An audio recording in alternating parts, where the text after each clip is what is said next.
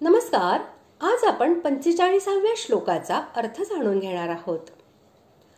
अशा प्रकारे आपल्या अपराधासाठी भगवंतांची क्षमा याचना करून अर्जुन आता 2 श्लोकांमध्ये भगवंतांना चतुर्भुज रूपाचे दर्शन घडविण्यासाठी प्रार्थना करीत आहे. श्लोक 45. अदृष्टपूर्वं हृषितोऽस्मि दृष्ट्वा भयेन च प्रव्यथितं मनो मे तदेव मे दर्शय देवरूपं प्रसीद देवेश जगन्निवास.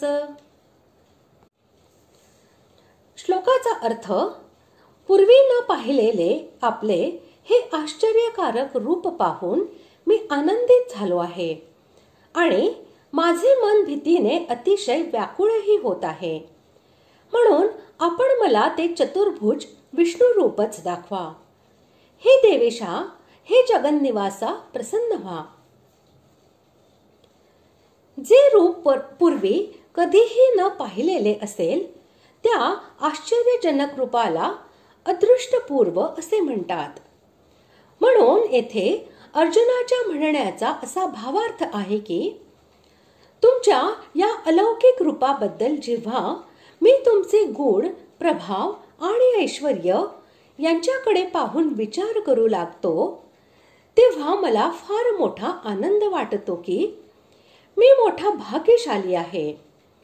साक्षात परमेश्वराची माझ्यासारख्या तुच्छ मनुष्यावर इतकी अनंत दया आहे आणि असे अपूर्व प्रेम आहे की त्यामुळे ते कृपा करून मला आपले हे अलौकिक रूप दाखवित आहेत.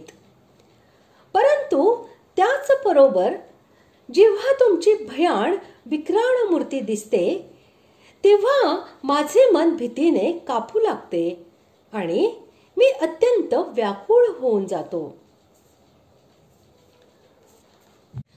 अर्जुनाचे हे म्हणणे हेतुपूर्वक आहे. याचा भावार्थ असा की तुम्ही हे आपले रूप लवकर आवरते घ्या म्हणून मी तुम्हाला विनम्र प्रार्थना करीत आहे. तत् हे पद परोक्षवाची आहे. तसेच जी पूर्वी पाहिली असेल पण आता प्रत्यक्ष नसेल अशा वस्तूचेही वाचक आहे. तसेच एव हे पद त्याहून भिन्न अशा रूपाचे निराकरण करते. म्हणून अर्जुनाच्या म्हणण्याचा अभिप्राय असा होता की तुमचे वैकुंठ धामामध्ये निवास करणारे देवरूप अर्थात जे विष्णू रूप आहे त्याच चतुर्भुज रूपाचे दर्शन मला घडवा.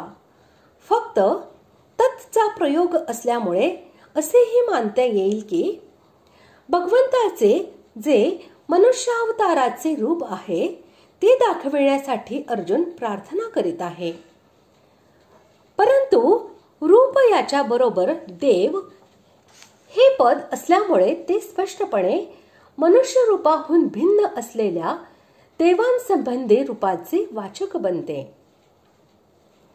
जो देवांचाही स्वामी असेल त्याला देवेश असे म्हणतात आणि जो जगाचा आधार व सर्वव्यापी असेल त्याला जगन्निवास असे म्हणतात. या दोन्ही संबोधनांचा प्रयोग करून अर्जुनाने असे दाखविले आहे की तुम्ही सर्व देवांचे स्वामी, साक्षात सर्वाधार, सर्वव्यापी असे परमेश्वर आहात. म्हणून तुम्हीच आपले ते देवरूप प्रकट करू शकता. प्रसीद या पदाने अर्जुन हा भगवंतांना प्रसन्न होण्यास सांगत आहे. याचा अभिप्राय असा की तुम्ही लवकर हे विक्राळ रूप आवर्ते घेऊन मला आपले चतुर्भुज स्वरूप दाखविण्याची कृपा करा. अशा प्रकारे आज आपण 45व्या श्लोकाचा अर्थ जाणून घेतला. पुढील भागात आपण 46व्या श्लोकाचा अर्थ जाणून घेणार आहोत. धन्यवाद.